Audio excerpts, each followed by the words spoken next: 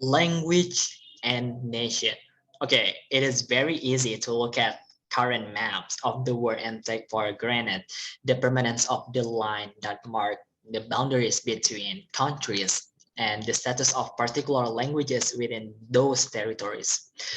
But the historical reality of national boundaries is rather different, right? In the Americans, for example, the boundary between Mexico and the US changed radically between the early and middle 19th century. Spanish is still widely spoken in many areas of the United States that used to belong to Mexico, like Texas, New Mexico, California, and so forth. We often attribute that entirely to the idea of Mexican immigration, rather considering the fact that these territories had previously claimed by a Spanish-speaking nation. When national borders change, much of the general population tend to stay where they are, and they don't immediately start speaking another language, or at least not in their home. If we look at Europe, okay, beforehand, if you look at Indonesia or Aceh, we tend to speak Indonesia outside the home. But back then, we tend to speak Acehnese, Sundanese, Java, or whatever in our own home.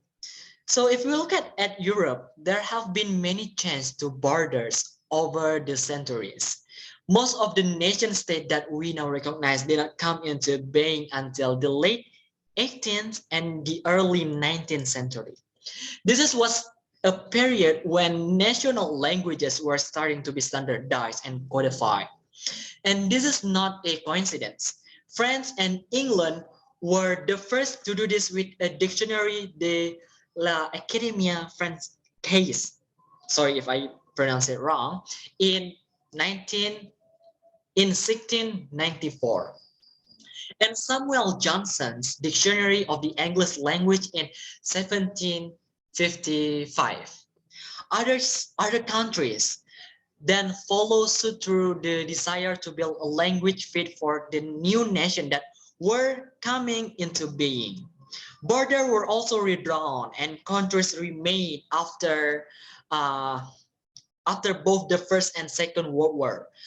The territories that now form of countries of Bosnia, Croatia, and Montenegro and Serbia are a case in this point.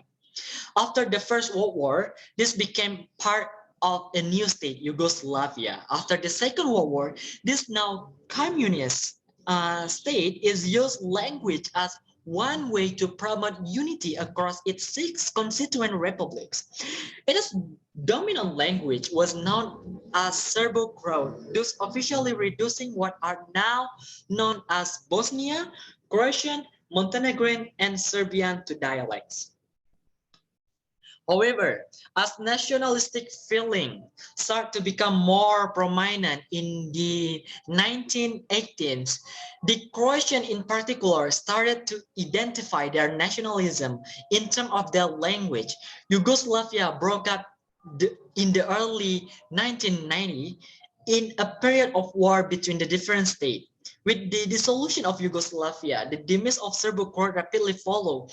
Now Bosnian, Croatian, Montenegrin, and Serbian are officially recognized as spread language internationally.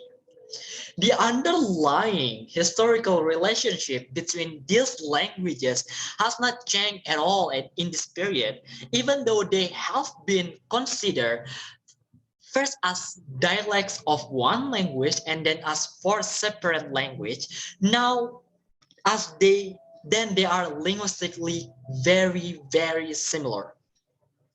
In most cases, a group of people speaking a combination of this language would be able to understand each other. They are considered to be mutually intelligible. Serbian and Croatian have marked some distance between themselves in terms of the official script used for each language. Serbo-Croat use both Latin and Cyrillic script as pattern that both Bosnian and Montenegrin follow.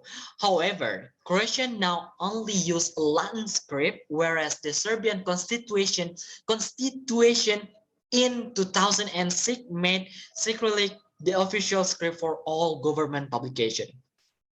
The way in which these languages have been used to build national identities, both in Yugoslavia and the current foreign nation state, shows clearly the language is as much as socio-political entity as a linguistic one.